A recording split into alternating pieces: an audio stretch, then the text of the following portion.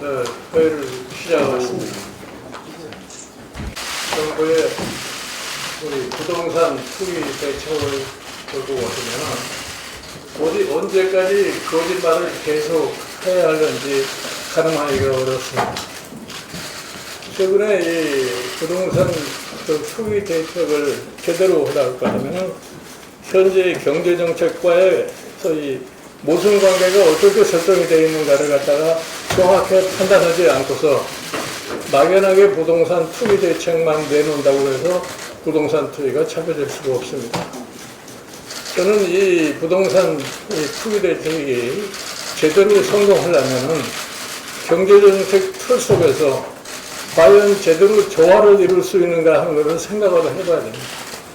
지금 우리나라가 겪고 있는 경제 환경, 소위 경제정책의 전반적인 범주, 이런 걸 놓고 볼 것 같으면 부동산 투기 정책을 아무리 한다 할지라도 현재 부동산 투기라는 것은 경제정책의 심리 상황을 갖다가 제어하지 못하는 것은 절대로 성공할 수 없다는 것을 제가 분명하게 말씀을 드립니다.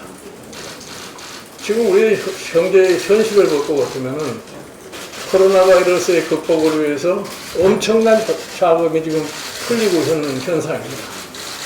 또 경제를 보다 촉진하기 위해서 금리는 역사적으로 가장 최저 수준에 가 있는 상황입니다. 이렇게 되니까 민간이 가지고 있는 부동자금이 1,500조를 넘는 그런 시점에 놓여 있습니다. 이런 상황에서 경제 주체들의 심리가 어떻게 작동한다는 것을 경제정책을 추진하는 최고 책임자가 제대로 이해를 못한다고 하지만 부동산 투기라고 하는 것은 절대로 저는 잡을 수가 없다고 해서 분명히 말씀드립니다. 그러니까 어제의 얘기가 오늘의 거짓말이 되고 오늘의 얘기가 내일의 거짓말이 될 수밖에 없는 그것이 현재 우리나라의 또 이 경제정책의 실패가 아닌가 이렇게 생각합니다. 최근에 와서 참 웃지 못할 얘기까지 생각나는데 수도권에 있어서의 부동산 투기 대책이 전혀 성과를 거두지 못하고 국민들의 소위 참 원성이 높아지고 대통령의 지지율이 급락하니까 급기야 내놓은 제안이라는 것이 뭐냐면 수도를 세종시로 옮기겠다는 이런 얘기까지 지금 하고 있는 겁니다. 저는 과연 이것이 정상적인 정부의 정책으로 내놓을 수 있는 것이냐에 대해서 굉장히 의심을 하지 않을 수가 없는 입장입니다. 여권에서 들려나오는 말에 의하면 이미 지난 2005년도가 이때 벌써 이 행정서도 이전에 관한 것이 헌법재판소의 판결에 의해서 유연 확정이 된 상황입니다. 그런데 이 문제에 대한 정확한 해석도 없이 막연하게 행정소를 세종시로 옮겨야 되겠다. 수도라는 것이 그렇게 부동산 투기 정책의 실패나 단순하게 무슨 언필증 내놓는 지역균형 발전이라는 이런 걸로 수도가 이전될 수는 없다고 생각합니다. 여러분들 지금 이 세종시를 지금 만들어가지고 운영된 지가 지금 얼마나 기간됐습니까? 그동안에 수도권에 집중된 인구의 유입이라고 해서는 어떤 건가 한번 생각해 봤습니까? 이 지역균형 발전이라고 하는 것에 대해서 수도권 인구 과밀을 해소하는데도 아무런 효력도 발생하지 못한 것이 오늘의 현실입니다. 그리고 저는 이렇게 얘기합니다. 수도라고 하는 것은 이 국제사회에서의 상징성도 있고 이 수도권에 거주고 있는 사람들의 소위 안보적인 심리 상황도 어떻다고 하는 것을 정부가 과연 생각했는지에 대해서도 저는 의심하지 않을 수가 없습니다. 특히 제가 한 가지 염려스럽게 느껴지는 것이 뭐냐면 이 헌법재판소의 유연 판결이라고 하는 것이 마치 헌재도 우리 사람으로 다 채워 있으니까 당연히 우리가 법안을 내면 이거는 합헌이 될 수 있다는 이런 이 상상하기 어려운 얘기까지 들려나오고 있습니다. 여러분들 헌법재판소라는 것이 왜 만들어졌느냐에 대해서 한번 정치권이 냉정히 생각을 해보십시오. 지금 최근에 일어나고 있는 수도 이전과 관련해서 헌법재판소의 상징성마저도 부인하는 그러한 사태가 초래가 되고 있는 것 같습니다. 저는 우리 대통령께 요구를 합니다. 좀 정책을 좀 상식 수준에서 운영할 수 있는 그러한 정책팀의 정비를 당장에 단행을 하십시오.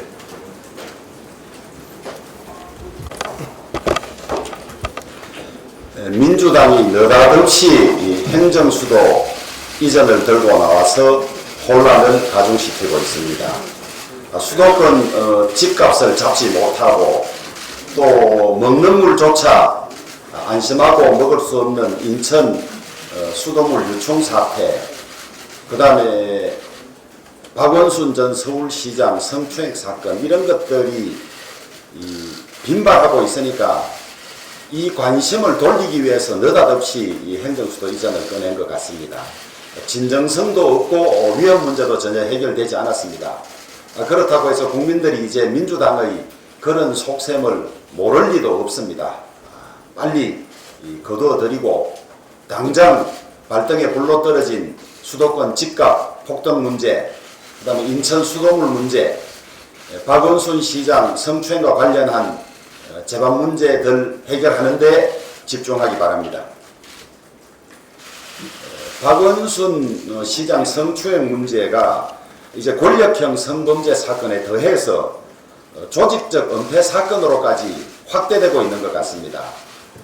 어제 변호인이 이야기한 바에 의하면 서울중앙지검에 이 문제를 미리 알렸음에도 불구하고 피해자가 누구인지에 대해서 가해자가 누구인지 더 관심을 가지고 또 면담조차도 거절한 일이 드러났습니다. 지금까지는 경찰이 고소사건 조사 과정에서 상부에 보고하는 과정에서 박원순 시장에게 알려지지 않았는가 하는 의심이 있었습니다만은 이제는 또다시 검찰이 보고하는 과정에서 박원순 시장에게 알려지지 않았을까 하는 의혹이 더해지고 있습니다. 누설 문제를 포함해서 검찰, 서울중앙지검에 대한 정밀한 수사가 필요하다, 이렇게 보고 있습니다. 우선 누설 문제도 다뤄야 하고 만약에 그런 사건이 제보되거나 접수가 된데도 불구하고 뭉개했다면 직무유기 문제도 함께 불거지기 때문입니다. 박원순 전 서울시장이 자기 편이어서 사건을 하는 것을 지연시키고 막아보자고 한 것이라면 그것 또한 중대한 범죄가 아닐 수가 없습니다. 서울중앙지검에 대한 철저한 수사가 필요하다고 보고 있습니다. 민주당이 서울시장, 부산시장에 관해서 당헌에 후보를 공천할 수 없도록 되어 있습니다만은 이제 일사불란하게 공천하는 쪽으로 바람을 잡아가고 있는 것 같습니다. 이재명 경기지사가 장사꾼도 신뢰를 위해서 손해보는 일을 한다고까지 하면서 무공천을 주장했던 사람이 돌변해서 무공천을 주장한 적이 없다고 합니다. 아마 이해찬 대표가 아주 세게 나무라니까 아마 꼬리 내린 것 같습니다. 제가 방송에서 이재명 지사를 칭찬했는데 이 시간부로 칭찬을 취소합니다. 취소하고 이재명 지사 아무리 여러 가지 급한 것이 있지만은 본인이 말씀하신 대로 장사꾼도 신뢰를 지키기 위해서 손해를 보는데 큰 정치인이 뭐가 유불리가 있는지는 모르겠습니다만은 무슨 압력을 받았는지 모르겠습니다만은 불과 이틀 만에 말을 바꾸어서 그런 말을 한 적이 없다고 하니까 이재명 지사의 신뢰가 땅에 떨어질 지경입니다. 아울러서 민주당이 일사불란하게 서울시장 후보 내려고 몰아가는 것도 국민들이 다 알고 결코 용납하지 않을 거니까 그런 시도를 진작에 포기하고 일찍 서울시장 후보 내지 않겠다고 선언하는 것이 바람직하다고 봅니다.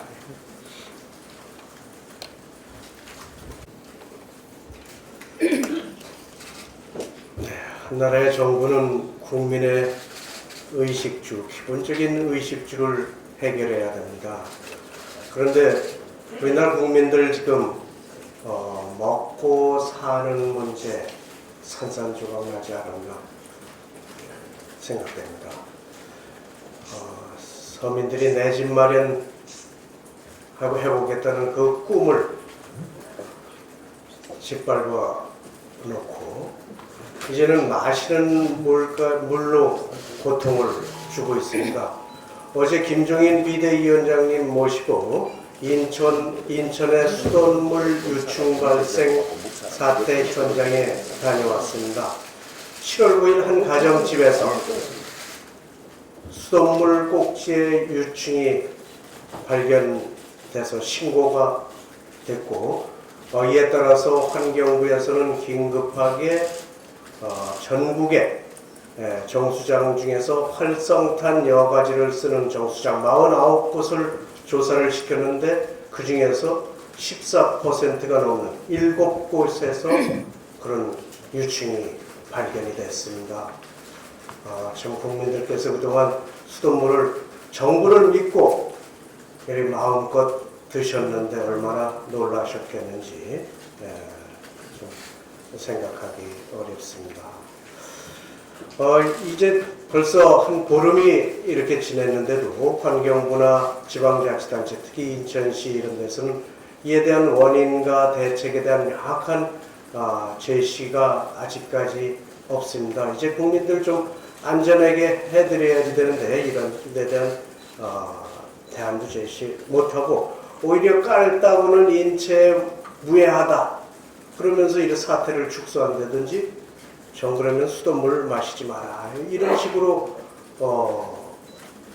대안을 제시한다는 건 정부로서 있을 수 없는 일입니다. 정부에게 나라에서는 수돗물에 대해서 독점적 공급권을 부여해 준 겁니다. 국민들이 싸게 또 안전하게 믿을 수 있는 수돗물을 공급하는 것을 정부에게 책임을 맡긴 겁니다. 그럼에도 불구하고 정부에 대해서는 이에 대한 책임감 없이 너무 국민의 안전에 대해서 소홀하게 대하고 있는 것 아닌가 생각합니다.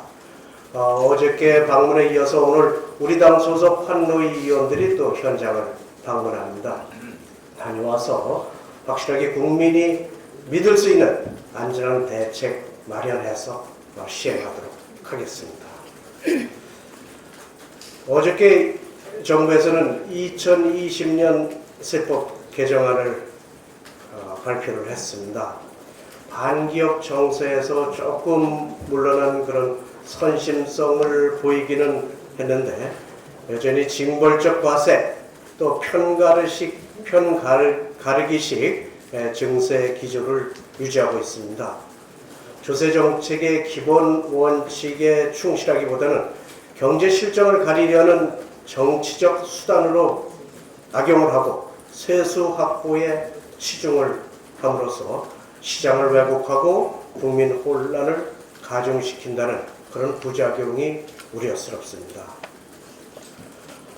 국민적 분노를 일으키고 있는 부동산 증세 문제는 원점에서 재검토해야 된다고 봅니다.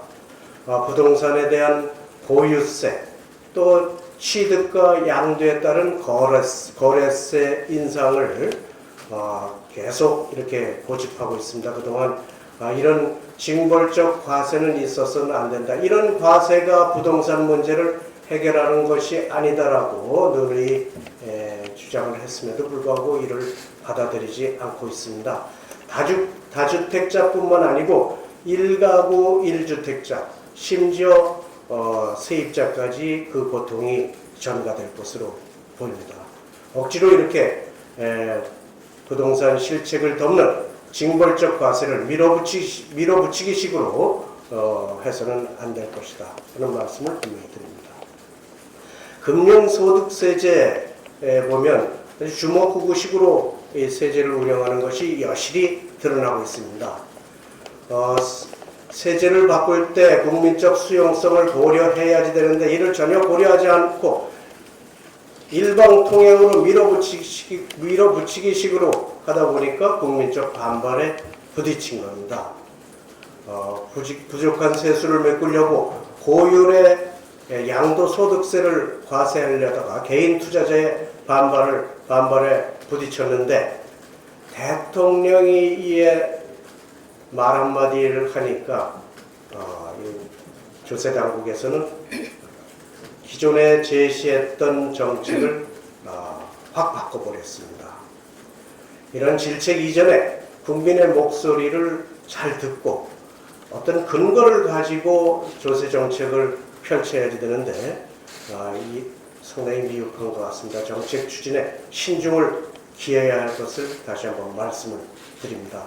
그동안 우리 당에서 꾸준히 요구했던 투자세액 공제 등 기업 환경을 개선하는 방안이라든지 관이과세 기준 완화 등 서민이나 중소기업 지원 강화 방안에 대해서는 긍정적으로 평가하는데 생색내기에 불과하다 하는 말씀 드리지 않습니다.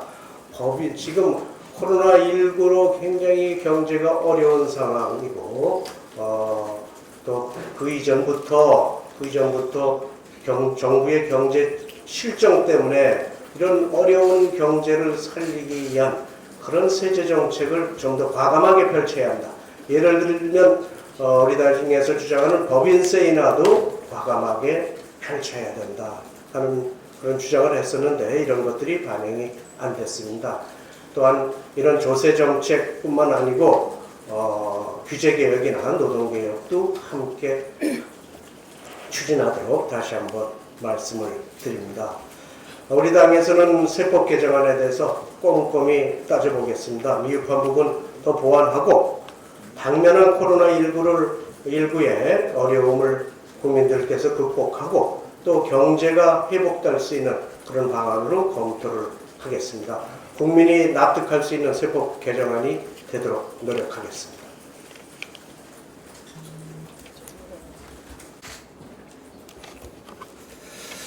네, 집값이 폭등을 해서 젊은 분들의 많은 꿈을 앗아가게 해서 이생진망이라고는 신조어를 만들어냈습니다. 이제는 먹는 물조차 이제는 두려워서 공포 속에서 먹지 못하게 하는 상황이 되었습니다. 환경부 장관이 나서서 기자회견을 했습니다. 뭐라고 그랬느냐? 관리 기준이나 기준과 무관하게 국민 눈높이에서 수질 기준이 초과했다고 얘기를 했습니다. 정말 잘못된 말입니다. 관리 기준이 있습니까? 수질 기준이 있었습니까? 아무것도 없었습니다. 아주 간단한 문제입니다. 지금 우리가 이 수돗물을 정수하는 과정을 제가 가져왔습니다. 지금 현재 수돗물을 공포에 떨어뜨린 것은 바로 이 부분입니다. 어제 김종인 위원장님께서 공천 정수장을 방문하시기 전에 이에 대한 대책을 말씀을 하셨습니다. 지금 국민들께서 가장 쉽게 이해할 수 있는 것은 집에서 정수기를 놓으면 정수기의 필터를 주기적으로 교체해야만이 그 물을 우리가 좋은 물을 먹을 수 있는 겁니다. 그런데 여기에 정수장에 이 활성탄 여과기가 있는데 바로 그 활성탄이 이 부분입니다. 이 부분은 탄소 계열로서 석탄 계열로 이 모공이 많이 나가 있고 이 활성탄을 90cm에서 약 1m 정도의 높이를 통해 가지고 물을 정수하게 되어 있습니다. 그러면 이게 정수기 필터처럼 유기물이라든가 여러 가지 부유물질을 우리가 걸러내는 기능을 하는 곳이 바로 이곳입니다. 그런데 이곳 관리에 부실의 문제가 있어서 이곳에서 유충이 살았던 겁니다. 그게 바로 국민들한테 집까지 다 나오게 되는 그런 배경이 됐습니다. 그래서 지금 이 공포에 떨고 있는 수돗물 문제를 관리의 부실의 문제이지 기준의 문제가 아닙니다. 아예 기준 자체를 없었던 겁니다. 첫 번째는 이 활성탄을 우리가 지금 현재 세척을 해줘야 합니다. 세척하는 기준이 있습니까? 2주에서 3주에 한 번씩 세척한다 그러지만 각 취수하고 있는 취수구의 수질이 각각 다 다릅니다. 그래서 그 기준조차도 없다는 것이 문제고, 두 번째, 이것을 교체를 해줘야 합니다. 새 것은 6년에 한 번씩 교체를 하고 다시 재생한 것은 3년마다 교체를 하는데 이 또한 과학적 기준이 없다고 하는데 문제가 있습니다.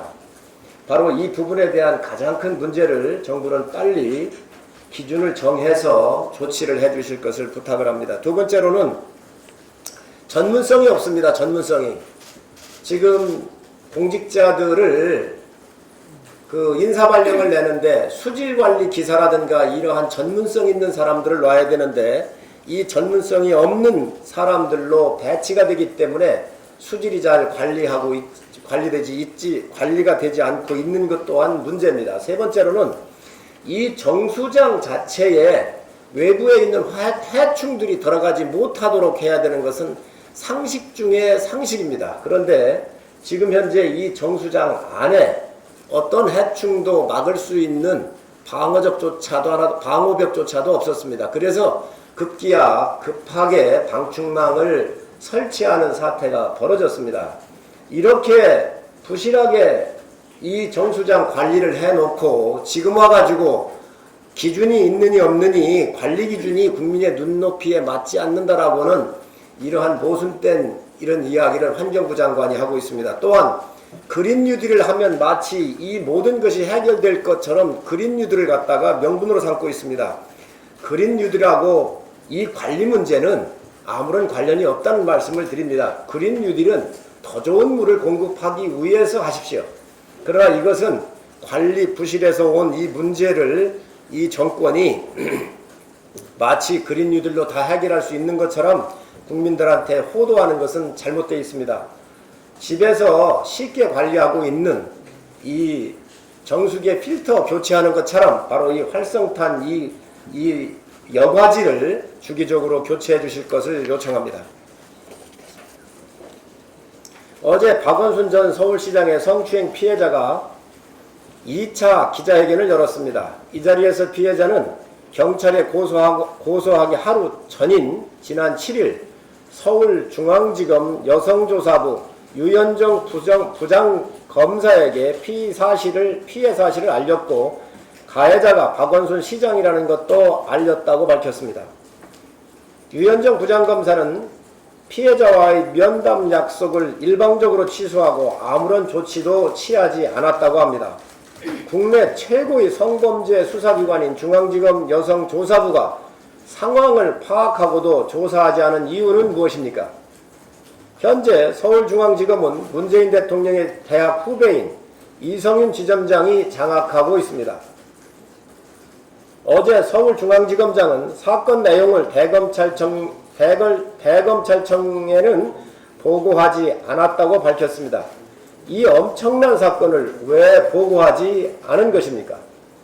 상식적으로 생각해 볼 때 유현정 부장은 이성윤 지검장에게는 직보했을 것입니다. 이성윤 지검장은 청와대에 보고했습니까? 안 했습니까? 서울지검장이 스스로 붕괴한 어마무시한 사건을 또다시 중앙지검에서 수사할 수는 없는 일입니다.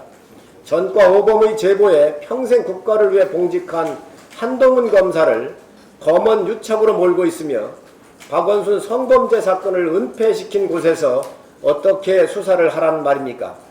윤석열 총장은 박 전 시장의 수사 정보 유출 사건을 서울지검이 아닌 다른 곳에서 수사하도록 해야 합니다. 여성 장관임에도 말이 없는 추미애 장관은 답해야 합니다. 서울중앙지검이 은폐한 이 사건을 언제 보고받았으며 어떤 조치를 했는지, 왜 중앙지검에서 뭉갰는지 밝혀주시기 바랍니다. 법무부 장관이라는 자리가 거짓과 위선의 자리가 아니라 진실과 정의를 세우는 자리이기를 바랍니다.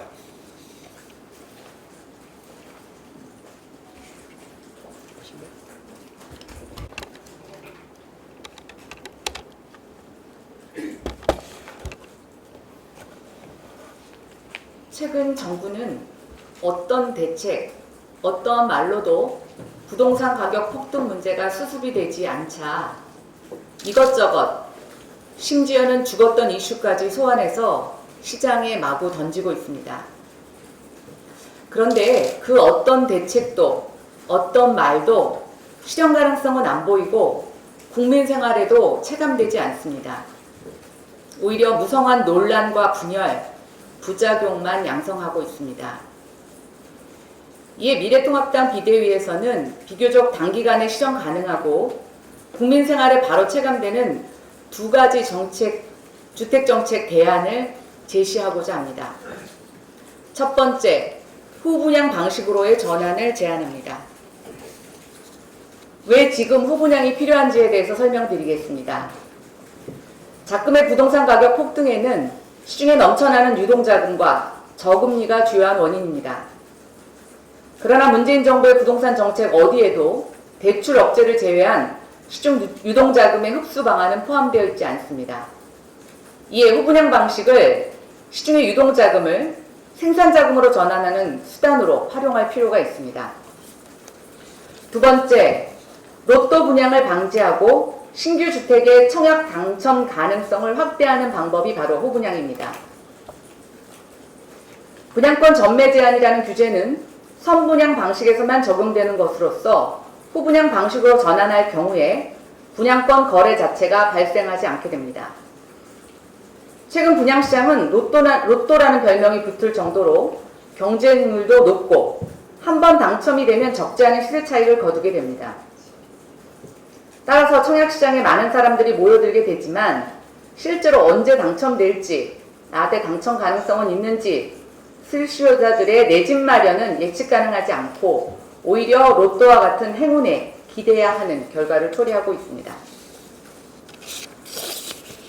세 번째, 공공인프라의 적기 투자를 유도할 수 있습니다. 후분양을 시행하게 되면 주택단지 주변의 광역인프라 투자가 주택사업과 동시에 이루어져야 합니다. 지금까지는 대규모 신도시 개발은 주택이 완공될 쯤에 광역교통망 투자가 이루어져서 늘 광역교통망 구축이 늦어졌습니다. 후분양을 시행하게 되면 주택이 어느 정도 완공된 모습을 보고 소비자가 청약에 응하기 때문에 관련 인프라 투자가 병행되지 않으면 안 됩니다. 따라서 후분양을 시행하면 관련 광역 인프라 투자 시기를 앞당길 수가 있습니다. 후분양에 대한 기대 효과를 조금 요약해서 말씀드리겠습니다. 시중에 풍부한 유동자금이 개인의 부동산 투자에 쏠리는 것을 조절하고 주택 건설 사업 자금으로 사용하게 되는 효과가 있습니다. 분양시장의 과열을 진정시키고 불법, 편법, 분양권 전매가 사라질 것이며 실수요자 중심의 청약시장으로 전환되는 계기를 마련할 것입니다. 아울러 주택건설기업에 대한 대출시장이 확장됨에 따라 신용평가, 품질평가 등이 수반될 것이므로 소비자 금융만으로 쉽게 주택건설 사업을 영위했던 영세, 부실건설기업의 구조조정이 촉진될 것으로 예상됩니다. 두 번째는 청장년층과 무주택 서민을 위한 공적 모기지 제도의 도입입니다. 지금 정부는 약 45원 정도의 규모를 갖고 정책금융을 제공하고 있습니다. 그러나 소득 수준 기준도 좀 낮고 그 기준을 벗어나는 사람에게는 어떠한 정책적인 지원도 이루어지지 않고 있습니다. 최근에는 집값마저 올라서 그분들이 지원을 받고도 살만한 주택이 존재하지 않는 이런 아이러니한 현상이 벌어지고 있습니다. 따라서 대출 규제로 주택시장 진입을 차단당한 청년, 신혼부부, 무주택 서민들에게 무너진 계층이동 사다리를 복원해서 내 집 마련에 실질적인 도움을 줄 수 있는 공적 모기지 제도의 도입을 제안합니다. 원래 LTV DTI의 금융 규제는 금융 건전성 관리가 목적이었습니다. 그런데 이런 것이 집값 잡는 수단으로 변질되면서 주택을 구입할 때 가장 대출 수요가 절실한 30대, 40대들의 주택 구입을 좌절시키고 있습니다. 정책 모기지와 규제 지역 내 민간 모기지의 한계를 보완할 수 있는 공적 모기지의 구체적인 내용은 앞으로 조금 더 심도적인 논의가 필요하지만 개괄적인 내용을 좀 말씀드리겠습니다. 현재 정책 모기지 대상의 차상위 계층인 부가합산 소득 8천만 원에서부터 1억 2천만 원 정도의 계층을 대상으로 하고 있습니다. 그러나 이것은 차후 공적 모기지 금융의 규모라든가 또 주택 가격에 따라서 조정할 수 있습니다. 이들은 상대적으로 지불 능력과 상환 능력은 갖추었지만 내 집 마련이 그동안 어려워서 결혼도 출산도 미루었던 사람들입니다. 우리나라의 경우 비혼 출산율이 매우 낮고 그나마 결혼한 가구들이 출산을 시도하는데 결혼과 출산을 꺼리는 요인 중에 주거불안 비중이 굉장히 높게 나타나고 있습니다. 우리는 3040 세대들의 내 집 마련을 지원하는 것은 저출산 극복에도 직간접적인 영향을 미칠 것으로 판단됩니다. 상품 구성은 구입자금 모기지 대출과 적격대출, 즉 대환대출로도 포함돼서 구성합니다. 즉 신규로 집을 살 때뿐만이 아니라 기존에 조금 높은 대출을 통해서 집을 산 사람에게도 장기 저리로 전환 유도해줘서 가계의 가처분 소득을 높여줄 필요가 있다고 보았습니다. 금리는 최저 1%에서 2%대, 그 다음에 대출 한도를 지금보다 조금 더 높여줘서 가능하다면 직장으로 상환이 가능하다면 LTV 100%도 적용 가능하다고 보았습니다. 지금은 6억 원 주택이니 9억 원 주택이니 적용 주택에 대한 가액 기준이 있는데 저희는 평균 주택 가격보다 지역별로 좀 차별화하고 지역의 평균 주택 가액의 120%까지 한도를 허용하는 조금 더 융통적인 방안을 보았습니다. 그러면 이 돈을 어디서 조달할 것이냐라는 의문이 남습니다. 도시주택기금의 여유자금이 40조 원이 있습니다. 현재 금융기관의 위탁에서 자본시장에서 운영되고 있지만 그다지 높은 수익을 얻고 있지는 않습니다. 다만 청약 가입자들에게 시중금리보다 높은 예금 수익을 제공해야 되기 때문에 자금운용 수익률을 일정 수준 이상으로 유지해야 되는 상황입니다. 후분양으로 전환하면 청약통장의 기능이 예금보다는 청약에 초점이 맞추어질 것으로 요구 수익률을 낮추면서 이 자금을 공적 모기지에 활용하도록 하겠습니다. 즉, 도시주택기금은 최저 수익률만 달성하고 나머지는 국민들의 내 집 마련을 달성하는 것으로 목표 전환이 요구됩니다. 도시주택기금의 여유자금 40조 원은 현재 정책금융 규모 45조와 맞먹으며 이 정도 규모이면 시장에 영향력을 미칠 수 있을 것으로 예상됩니다. 더 추가적인 사항은 향후에 조금 더 밀도 있는 분석을 통해서 발표하도록 하겠습니다. 이상입니다.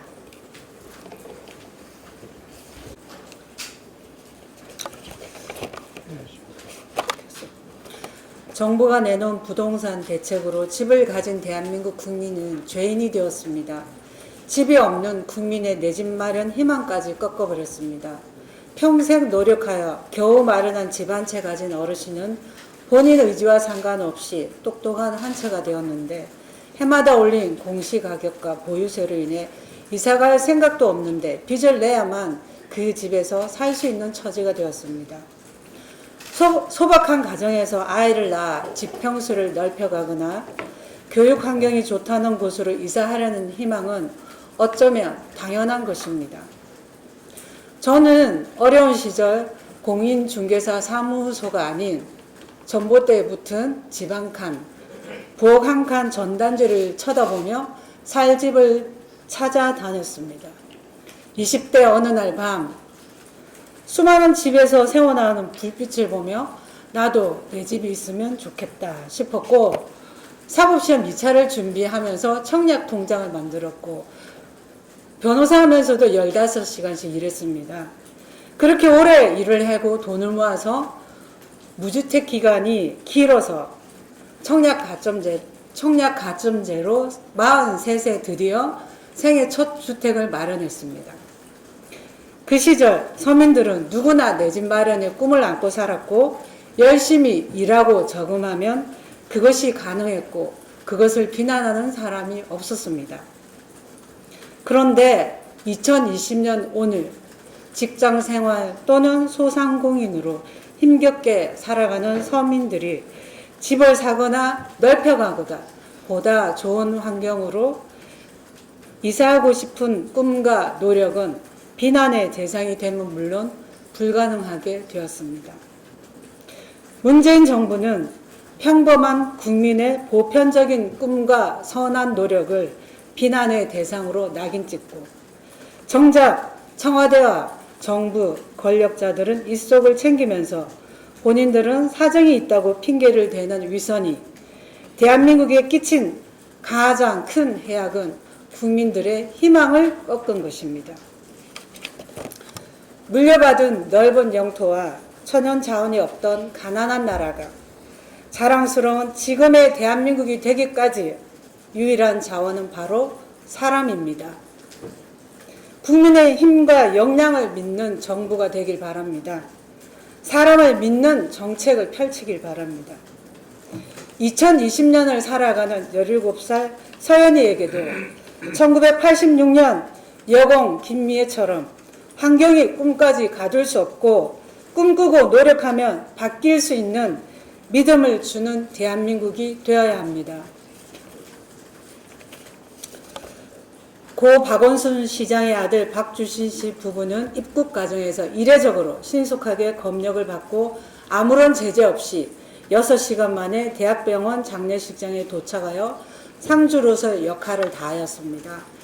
이는 인륜으로 국민 누구나 마땅히 그러해야 합니다.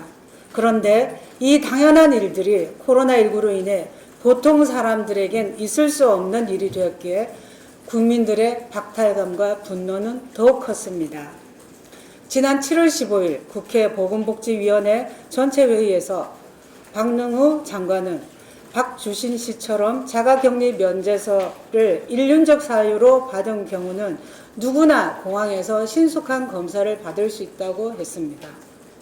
그런데 확인 결과 일륜적 사유로 공항 내에서 신속한 검사를 받은 사례는 단 한 건도 없었습니다. 박주신 씨 부부도 예외는 아니었습니다. 박주신 씨 부부는 코로나19 유증상자, 즉 두통으로 파라세타몰을 복용하였다고 건강상태 질문서에 체크하였기 때문에 공항 안에서 2시간 만에 검사가 가능했다고 했습니다.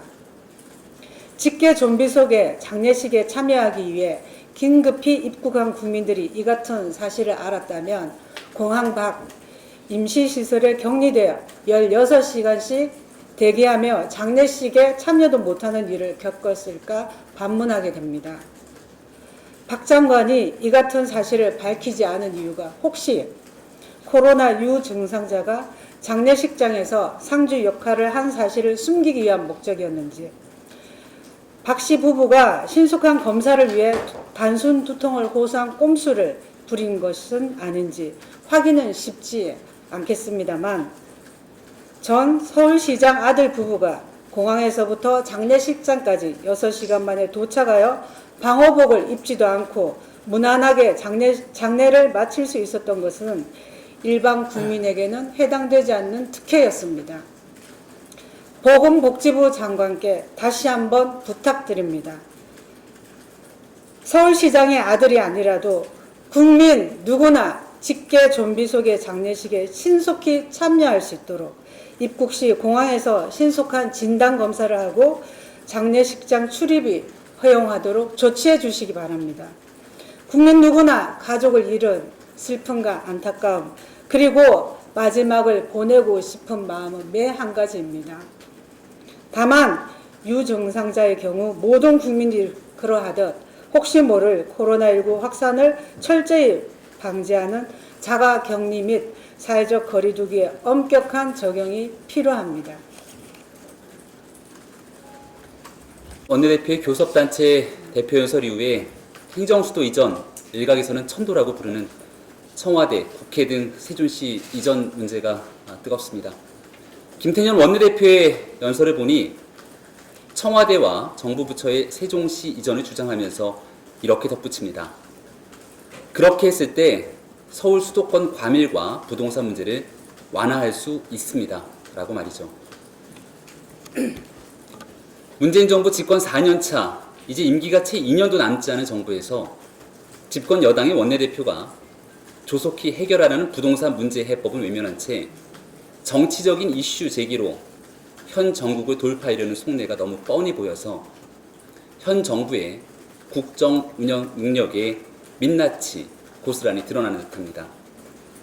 학교에서 학생들을 가르치다 보면 이 문제를 푸는 태도와 습관에서 공부를 잘하는 학생과 그렇지 않은 학생의 차이가 선명히 드러남을 알 수 있습니다. 성실하게 학점이 좋은 학생은 당장 풀기 어려운 문제도 건너뛰지 않고 하나씩 해결하는 의지를 가진 반면 만년 낙제를 면치 못하는 학생은 쉬운 문제도 제대로 풀지 못하면서 계속 다른 문제로 눈을 돌리면서 상황을 회피하곤 합니다. 저는 유능한 정부와 무능한 정부의 차이도 이와 다르지 않다고 생각합니다. 문재인 정부가 풀어내야만 하는 당면 과제들이 산적합니다. 대통령 가장 가까이에 있는 청와대 참모진의 다주택 해결 문제라는 매우 쉬운 과제부터 22번째 부동산 대책을 낼 때마다 시장 혼란을 가중시키고 부동산 폭등으로 서민에게 고통을 안겨준 김현미 장관에 대한 경질, 문재인 대통령의 대국민 사과, 부동산 정책의 전면 재조정과 안정적인 수도권의 부동산 공급, 1주택 실수요자에 대한 대출 규제 완화 등 당장 눈앞에서 현 정부가 풀어내야만 하는 과제들이 얼마나 많은지는 열거가 불가능할 정도입니다. 김태년 원내대표와 현 정부, 여권 인사들은 부동산 문제 해결과 국토 균형 발전, 실질적인 지방 분권의 문제 해결보다는 불리한 전국 타개와 오직 차기 권력 재창출을 위해 국가의 명운이 달린 주요 의제들을 그저 이용하려는 듯 보이는 현 상황을 보니까 낙제를 면치 못하는 무능력한 정부가 되는 길을 택하는 건 아닌가 싶어 개탄을 금할 길이 없습니다. 더불어민주당과 문재인 정부의